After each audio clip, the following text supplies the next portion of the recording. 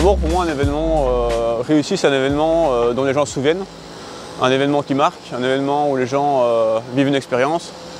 Et donc, chaque fois qu'on organise un événement, c'est vraiment ça l'objectif, c'est que les gens repartent avec des souvenirs et que 10 ans, 20 ans, 30 ans après, il y ait toujours un truc qui les ait marqués et qu'ils puissent toujours en parler des années après.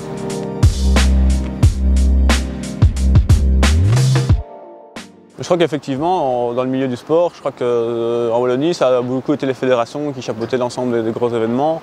Il n'y avait pas forcément d'acteurs privés avant nous pour mettre en place ce genre d'événements, en tout cas professionnaliser les événements. Et nous, c'est en tout cas une dynamique qu'on veut mettre en place. C'est arriver à offrir une qualité supérieure d'événements. Alors aujourd'hui, on est fort actif dans le milieu du running et du triathlon, mais on n'est pas fermé à évoluer dans d'autres disciplines. Je pense qu'il y a aussi deux acteurs principaux. Je crois qu'il y a effectivement nous les structures professionnelles, mais il ne faut pas oublier donc les clubs qui organisent leur événement à leur échelle. Et je pense que c'est deux choses totalement différentes et qui a sa place dans le monde de l'organisation, que ce soit en Wallonie, en Flandre, à Bruxelles. Et je pense qu'en tout cas les deux vont de pair et ont des philosophies totalement différentes dans la manière de procéder et dans la façon de voir l'organisation d'événements.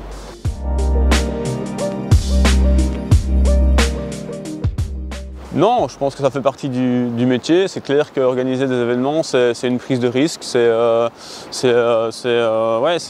faire face éventuellement aux critiques. Et ça, je pense que c'est aussi un phénomène de société, c'est que les gens aujourd'hui sont de plus en plus exigeants. Je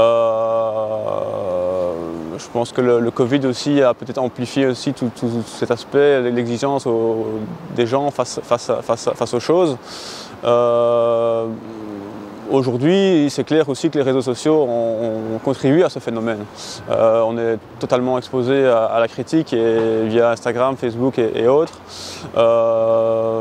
Et de plus, on est une structure professionnelle, donc j'ai envie de dire, c'est normal qu'on soit critiqué. Et c'est aussi pour ça qu'on se doit de faire des événements exemplaires, de montrer l'exemple dans la façon de procéder au niveau de l'organisation. Mais voilà, je pense que ça fait partie du métier, il y aura toujours des critiques, on y fait face du mieux qu'on peut. Mais en tout cas, nous, notre volonté, c'est d'essayer de les limiter et de faire au mieux pour que les participants aient les bonnes informations, ne puissent pas, entre guillemets, contredire notre façon de faire et ce qu'on met en place.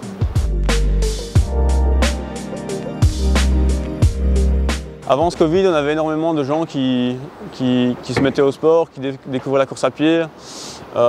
Et j'ai l'impression que le Covid a un peu changé les mentalités. J'ai l'impression que le Covid n'a pas permis d'avoir de nouveaux recrutements d'athlètes, ou en tout cas de sportifs. Mais les athlètes qui étaient déjà sportifs aujourd'hui voient peut-être les événements d'une façon différente et veulent se fixer des objectifs encore plus hauts, encore plus durs, encore plus longs. Et j'ai l'impression qu'on va de plus en plus vers des efforts de longue durée, peut-être moins axés sur la compétition et les résultats, mais plutôt axés sur le challenge.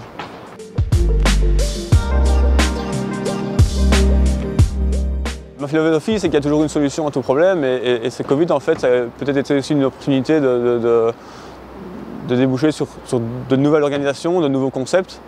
Et c'est vrai que dans le milieu du sport, ben voilà, on a vu tout le digital qui a pris sa place dans l'événementiel avec des plateformes comme Strava, entre autres.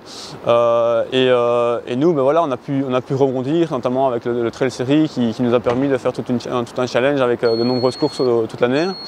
Et ça a été une opportunité en fait. Et ça nous a permis aussi un peu peut-être de professionnaliser aussi nos événements dans la façon de les concevoir avec toutes les recommandations du gouvernemental, avec des entrées, des sorties, des flux de participants. Donc voilà, ça a été ça n'a pas été simple, hein. C'est clair que ça n'a pas été simple, mais en tout cas ça nous a permis d'aller plus loin dans l'organisation et dans les démarches.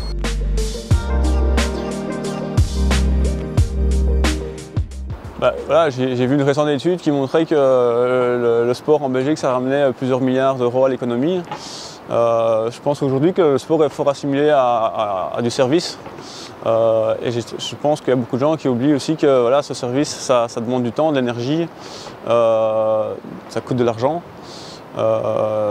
Et donc non, je ne pense pas que c'est une usine Afrique. Je crois que c'est comme toute société, que ce soit dans n'importe quel milieu, que ce soit dans la construction ou autre. il faut faire vivre les gens qui travaillent pour faire vivre de leur passion les gens. Et donc, pour moi, le prix est toujours justifié. Il y aura toujours des critiques, mais en tout cas, moi, dans le tarif qu'on applique, il y a toujours une raison, et en tout cas, c'est toujours justifié. Aujourd'hui, si on me demande de justifier ma tarification pour mes épreuves, j'aurai toujours une réponse à donner aux gens. Il y a différents budgets. Il y a le budget lié à la communication, lié aux locations de matériel, lié aussi au temps. Et c'est là aussi que voilà, je pense qu'il y a vraiment deux choses totalement différentes dans les organisations. Il y a à la fois les événements de club où là c'est du 100% bénévolat, et puis les organisations professionnelles qui doivent avoir qui ont des coûts de fonctionnement, que ce soit en termes de salariés, de location de bureaux, de coûts annuels qu'il faut arriver à couvrir sur l'organisation des événements. Et je pense voilà, que les structures professionnelles ont un sens et poussent en tout cas le sport dans une autre dimension et amènent aussi un côté professionnel au sport, contrairement aux événements de club qui, je le dis et je le redis, sont importants parce que la base elle est là, la formation des jeunes et l'avenir c'est dans les clubs. Donc voilà, je pense que c'est deux choses totalement différentes mais qui ont du sens et qui ont leur place.